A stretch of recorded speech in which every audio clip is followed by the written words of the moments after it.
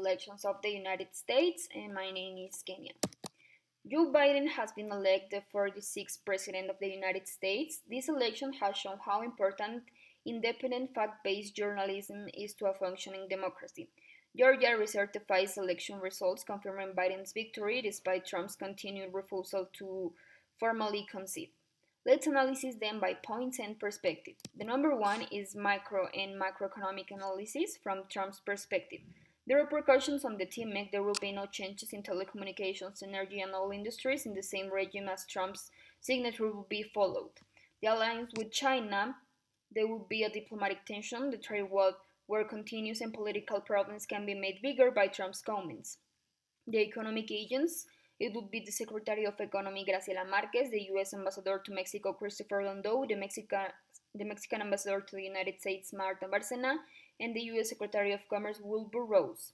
Now, from Biden's perspective, the repercussions on the team make the tree remains the same, only that Biden may have a deeper deal with even deeper interest, but for the benefit of both countries. AMLO has to know how to handle his letters in his favor so as not to let the United States take advantage both economically from us in terms of the energy industry, CFE, and mainly oil, Pemex. The alliance with China, it would be a trade and diplomatic ties will look healthier and without much conflict. But Biden seeks to establish a healthy relationship with China. However, the trade conflict would not be solved, seen from the perspective of the United States as a nation and as a country will always go first, even if they have to over China. The economic agents would be the same as with Trump, but now AMLO has to be more careful to be able to get along as well as he did with Trump. Now, on the effect on the rule of law in Mexico, on the Biden's perspective, the Mexican immigrants in the United States, Biden wants to resume the assistance programs for the Dreamers and vindicate a country's migrant identity. Without a doubt, Mexican and Latin American migrants will be less violated. The change of position, it would be a change of position because within the proposals of Biden to change immigration policy and apply it correctly on his mandate to undo the damage caused by Trump administrations, and among them there are to ensure the values of the United States as a nation of immigrants and the separation of families and prolong detention and support migrant accompanying programs led by non-profit organizations.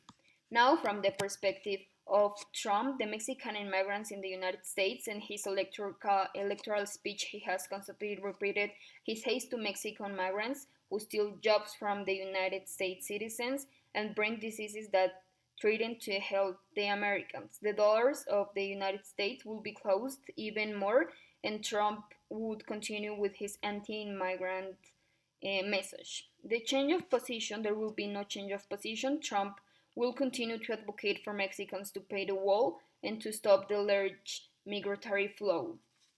Now, the impacts on international relations and conflicts.